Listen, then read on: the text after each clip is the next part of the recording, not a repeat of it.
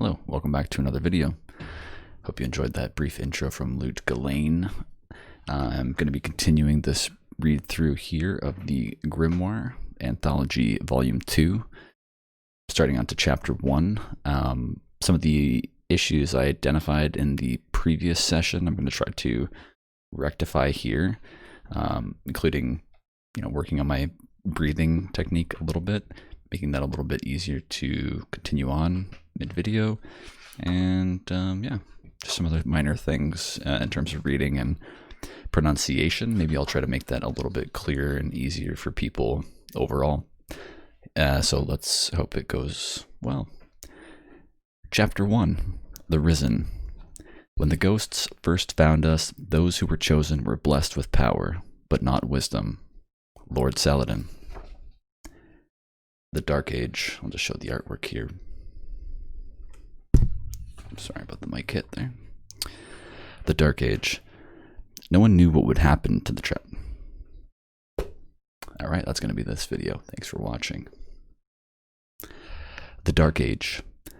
No one knew what had happened to the traveler. No one understood what had happened to the world, but they heard the whispered call. They came from the wildlands, gathering in secret enclaves, slipping through the howling ruins of shattered cities, hoping to find the coast, find a ship, pick up the trail of an impossible dream. From the deep black came the awoken, their eyes haunted. Exos marched in the refugee columns, cloaked in moss and shattered memories, and among them came the ghosts, beginning their search. It was a time of vast suffering and terrible evil, but there was one hope, the promise of a refuge beneath the traveler. Lady Perun. I'll show the artwork here.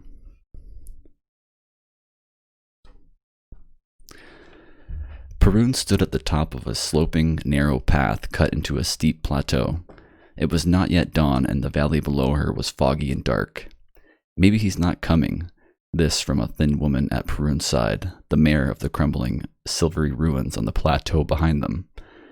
We didn't want you wolves here. Lord Segoth knows that. In answer, Perun pointed into the valley. A red light had appeared. The mayor let out a wail. Segoth will kill us all, or worse, he'll leave us to the fallen. Perun shook her head. Not gonna happen. The mayor looked at Perun and the two titans standing on her side. Then she turned and ran back into the village. The red lights were larger. Already the faint, choppy whine of repaired pikes filled their ears. 9 of them, said Saladin. 900. They still gotta come up the pass 3 at a time. She cracked her knuckles. Easy pickings. Radagast looked at her. The north and south roads are undefended. If they change course, they won't. How do you know? It's about making people afraid of Segoth and of us. Seeing his goons coming a ways off, knowing he's coming for blood, the dread is part of the punishment. Anyway, he doesn't expect we'll still be here, so he takes the west road, because it's the most visible and the most direct. Radagast frowned. Then it's time to show Segoth and that his tyranny will end. Radagast frowned. Then it's time to show Segoth that his tyranny will end. Not just Segoth, said Perun. She jerked a thumb toward the ruin behind her. Watchful faces poked out of the windows and tarps. We gotta show them. The 3 of them picked up large, rough-hewn metal shields. Behind their shields, each held a worn rifle, wrapped with cloth and chainmail. The pike riders' faces were now visible through early morning gloom. A man in long red robes pulled his pike ahead as they screeched to a halt. Well, well, said Segoth. The Iron Wolves. Cease your insults, Saladin barked. Perun shot him a surprised look. That's an insult? I kinda like wolves. Begone, wolves, Segoth sneered. These people are mine. Wrong, Radagast answered. Wrong, Radagast retorted. You abuse the powers the Traveler has entrusted to us. Segoth smiled and shrugged. Shields up, Perun shouted. A hail of bullets slammed into their shields. Perun, Radagast, and Saladin slid backwards on the dusty path, but they dug in their heels and the shields held. Return fire! Trapped in the narrow path, Segoth and his warriors fell, one by one. Perun, Radagast, and Saladin reloaded, and then Segoth was up again, his glowing ghost at his shoulder. He fired wildly, and a bullet struck Radagast in the head. "Got him," Perun shouted as Radagast collapsed. "Covering you," Saladin returned. Perun, Radagast, and Saladin died many more times than any of Segoth's men, but any time one of them fell, another would cover them until they staggered to their feet again. The shield wall held. The three gave no ground. Finally, his robe singed and ragged, Segoth signaled a retreat. "Iron wolves," he shouted as his warriors scattered, and a cheer went up from the people in the silver ruins. "I will slaughter everyone who has ever sheltered you." In answer, Perun shot him again. So, a couple minor slip-ups there. I do apologize for that, but I just gave this a brief read-through before starting this, and this is his first time aloud, so it's kind of like what you see is what you get. Lord Radagast. Radagast strode through the ashes. A cloud hung in his wake as he made his way to the top of the rise. Scars marred his armor, and his sidearm lay in the dust. He didn't need it now. The battle was over. This had been a mining outpost once, a few buildings and a transport.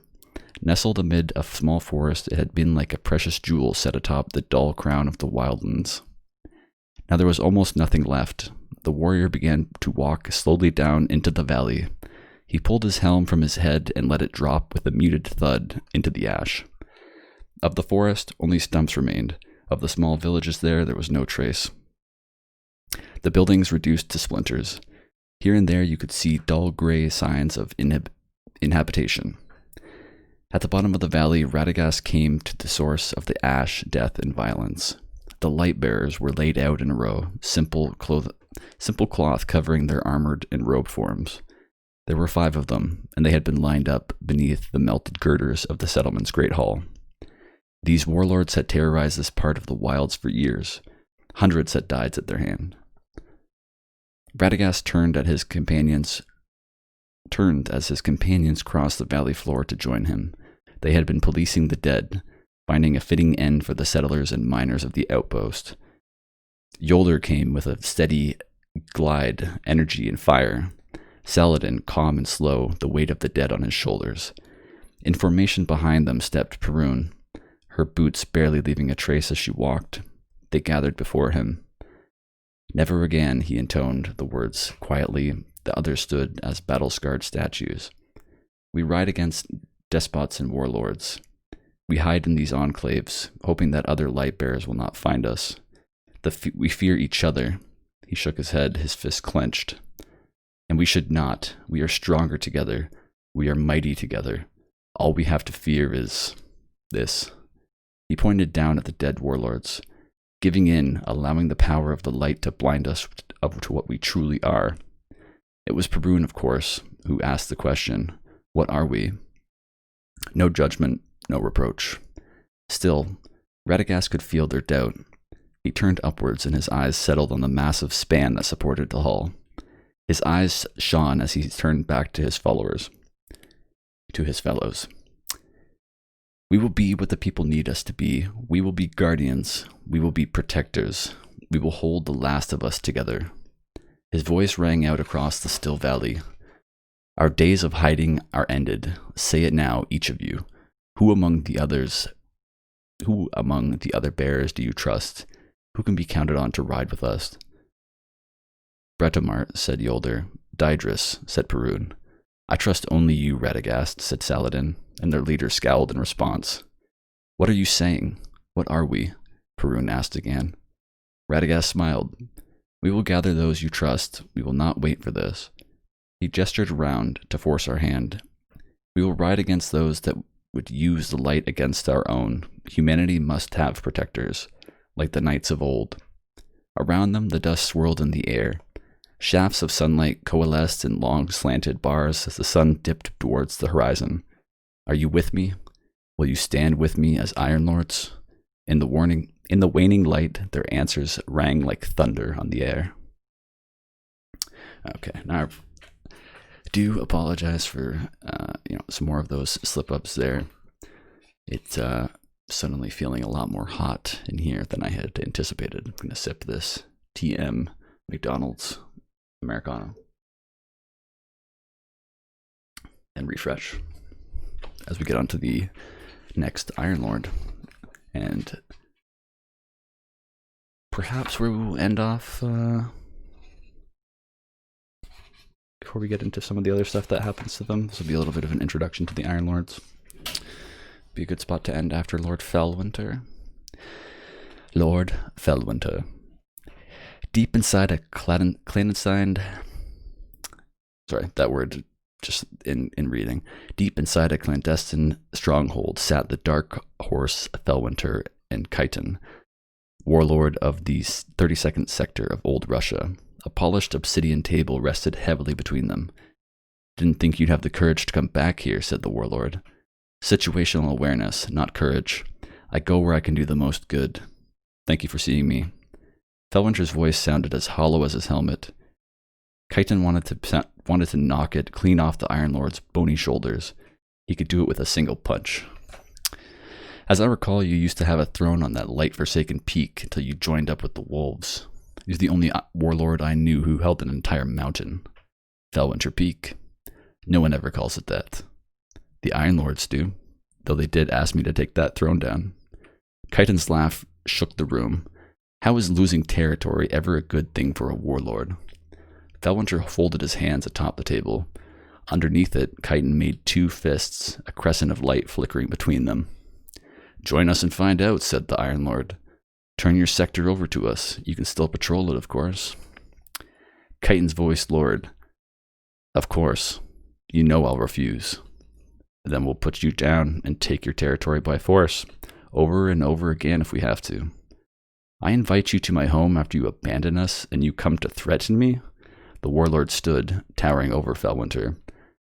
To broker peace, Chiton thought that even though the voice behind the helmet didn't believe what it said, the floor shuddered as the warlord upended the massive table with one hand. It smashed into the opposite wall as tendrils of void light passed through it and coalesced into Fellwinter's leaping form. Chiton had seen this parlor trick before, and judged that he could hammer the Iron Lord out of the air. But Fellwinter's momentum continued into a knee lift that smashed into Chiton's head as the larger man reared back to the strike. The warlord fell, the front of his helm shattering. Fellwinter landed next to Chiton's prone body. Lady Yolder taught me that. I can't say the Iron Lords haven't done me any favors, the voice intoned. You know we'll burn the world down before we let the Iron Lords rule it, the larger man grasped, breathing out of his mouth, his face a bloody mess. The void light in Fellwinter's hand snapped, and so did the warlord's neck. Radagast is scattered. Perun is indecisive. Silumar wants to build a tower and hide, but they're going to change the world. No one can stop them, Fellwinter said, quietly to the corpse. He parted his coat and drew a bronze shotgun. Will it be for the better? I don't know. But they mean to end the fighting, so I don't have to sleep with my back to the wall every night, light in my hand, and that's nothing. He paused, as if waiting for something. Normally this is where I ask you to reconsider, tell you that you should come with me, see how powerful your light can become. But I know you, Chiton. What you do with the land you take with its people, the other lords, especially Saladin, might let you walk away. I'm not going to give them the chance. Chiton's ghost sparked into view from above, bringing its eye to bear on its fallen charge. The warlord emerged from a radiant column, a frenzied shout at his lips. Fellwinter's shotgun cracked like thunder, once for the warlord, and again for his ghost. Only the strong are welcome here. Lord Saladin. So, that was a bit of an introduction. I'll leave you with a quick preview of what's next. The Lords Fall. We've just got a brief introduction as to who these lords are. Started messing around with a little bit of a more emotion in the voice towards some of the other things. Towards the end and some of the other things I was saying. Might continue to do that. I think maybe we'll add a little bit more to the reading, although it will take longer. So just to kind of like slow it down so it's not so back and forth between two individuals. I didn't realize there was so much dialogue in this, so I wasn't anticipating having to read like two people's parts and voice them. So If you've made it this far, I appreciate you for stopping by. Thank you for doing so. If you have any additional feedback, please feel free to leave it below. You may notice in this video a slight improvement in the lighting. I managed to put a light back behind here so that though I have a lot of natural light in the room, this way, hopefully, with this light coming on me, it does look a little bit warmer. I feel like you can see me a little bit more. I don't look so dead inside. But yeah, cheers. Thank you for watching, and we'll see you soon. Stay safe.